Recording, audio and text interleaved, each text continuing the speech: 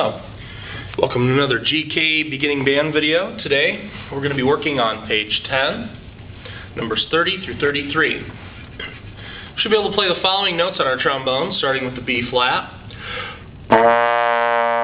C, D, E flat, and F. We're going to learn a new note today. We're going to learn the G. I'm going to talk about a musical term called the tie, and learn a new time signature. In number 30, the warm-up, you're going to be learning the new note, which is the G. Now the G is played in fourth position, just like the D is, only we're going to use a little faster air to get the G. Here's the D. Here's the G. Faster air, a little smaller hole, get the air moving a little faster, and we'll get the G. Number 30, the warm-up, mostly half notes. In fact, it's all half notes except for the last one. We've got E flat, third position, F, first position, and G, fourth position. Those are the notes we're going to use in this song. Over the last note, the whole note on E flat, we're going to be holding it. The fermata means to hold the note a little longer than usual. Number 30, warm up. 1, 2, ready.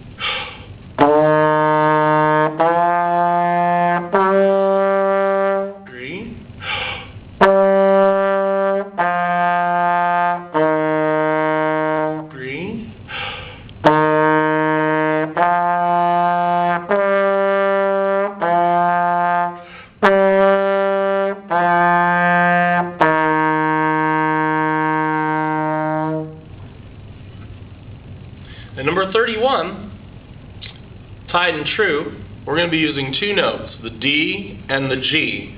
Remember, they're both played in fourth position. Fourth position is where the edge of the slide, or the outer slide rather, is even with the bell. In the second measure of 31, you're going to notice that the half note D is tied to a quarter note D. Now that tie is a curved line connecting two notes of the same pitch. Tied notes are played as one unbroken note. Since the half note is worth 2 counts and the quarter note to which it is tied is worth 1 count, for the grand total we're going to be holding it for 3 counts. So the first two measures will sound like this.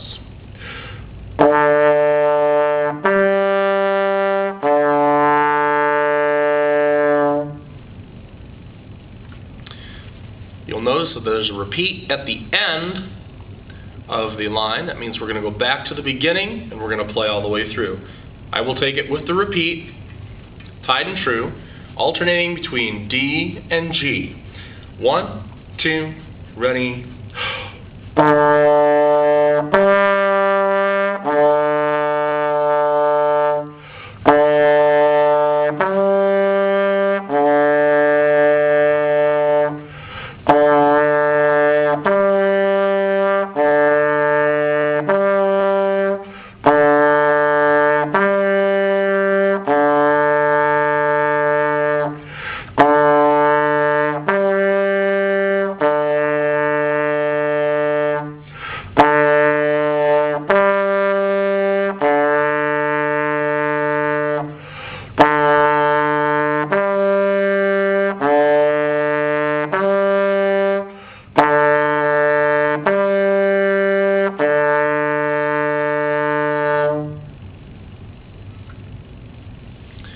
It may become a little difficult to play between the D and the G. Your lips might get kind of tired going back and forth, but that's precisely why we're going to practice this 2 or 3 times a day, to kind of build the endurance in our lips and be able to control the airspeed, so that when we want the D, we get the lower airspeed. When we want the G, we're going to get the faster airspeed.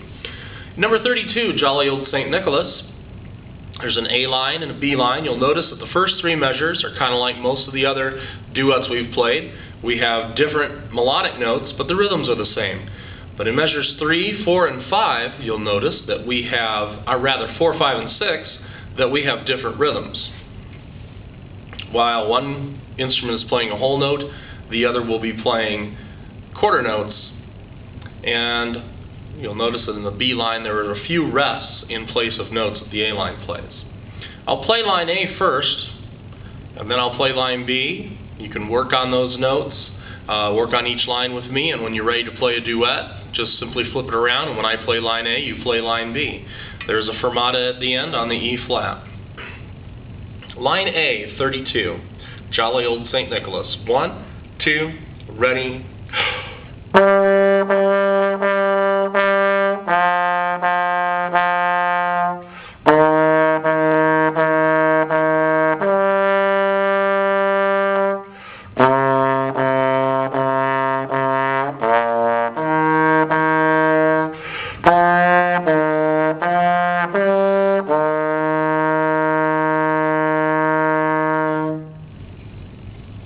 I'll now play line B, which starts on the E flat and works its way down. Make sure you're counting and that you count the rests.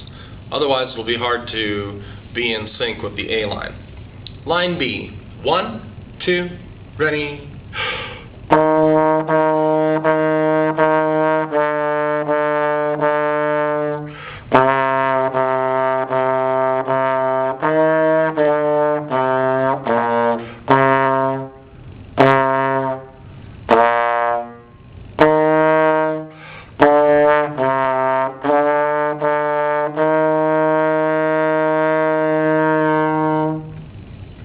Make sure you can take a nice deep breath. A couple times I had some problems with the air.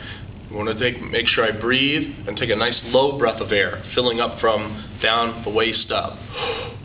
You don't want to hunch your shoulders. Number 33, Amigos, is in a different time signature than we're used to playing right now. We're used to playing in common time or 4/4 time, and Amigos is played in 2/4 time. That means there are 2 counts in each measure, with the quarter note still receiving 1 beat. That means the quarter note's still worth 1, and the half note is still worth 2 counts. But you won't see any dotted quarter notes, or dotted half notes, or whole notes in this piece, because you can't fit 4 counts in the 2-count measure. Amigos has 2 lines.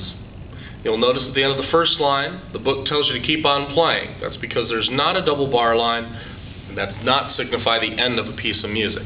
The double bar line comes after the second line. When you finish reading the first line, you simply go down just like you're reading a book, all the way back over to the left and down the next line, and pick up the second line. You notice you have tied notes that are going across bar lines. That means you'll play the 2 counts. For example, in measure 5, you'll play 2 counts and hold the first count of measure 6. So you're going to play for 3 counts. You will not tongue the first note of measure 6. Let's try number 33, Amigos. It's in 2/4, so I'll count 1, 2, 1, play. 1, 2, 1.